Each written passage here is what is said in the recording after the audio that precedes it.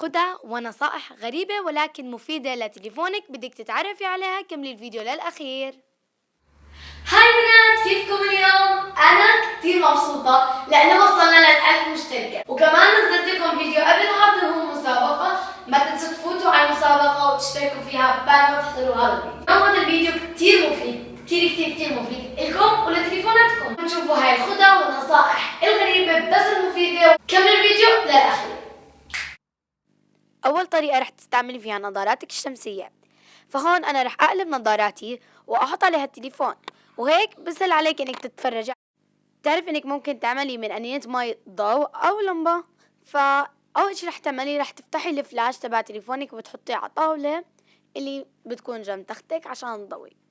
فبتحطي فوقها أنينة المي الشفافة، وأنينة المي أو المي اللي جوا الأنينة بيساعد على إنه ينتشر الضوء، فهيك حيطلع نفس اللمبة وأحسن.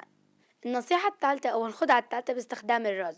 هلا إذا عمره وقع على مي على آيفونك، تليفونك، تابلت تبعك، فاللي عليك تسويه إنك تحطي التليفون جوا الرز وتخضخضي بعدين راح تخليه ل 24 ساعة وإن شاء الله يصلح معك. هلا هاي النصيحة أو هاي الخدعة أنا كتير بستخدمها. تعرفي إنك ممكن تستعملي كفرك ليكون جزدان إلك.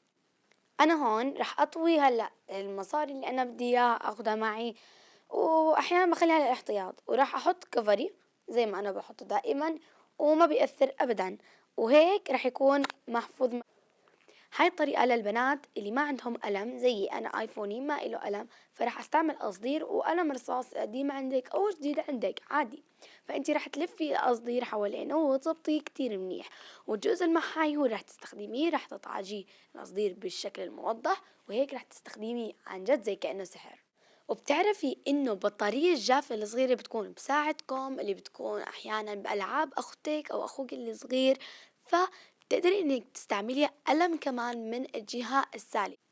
هلا اللي بعدها اذا ما بدك تستعملي إن طريقة النظارة فممكن انك تستعملي من كرتونة، بس شرط تكون الكرتونة متينة وقوية.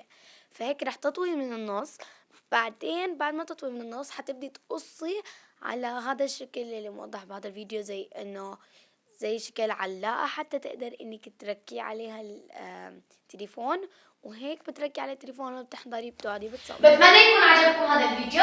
اذا حبيتوه كتير وحبيتوا هدول النصائح اكتبوا لي تحت بالكومنت. ما تنسوا تشتركوا بالمسابقة وقناتي على اليوتيوب. بس بحبكم كتير وكمان شكرا لل1000 مشتركة مرة تانية، وبس يلا باي.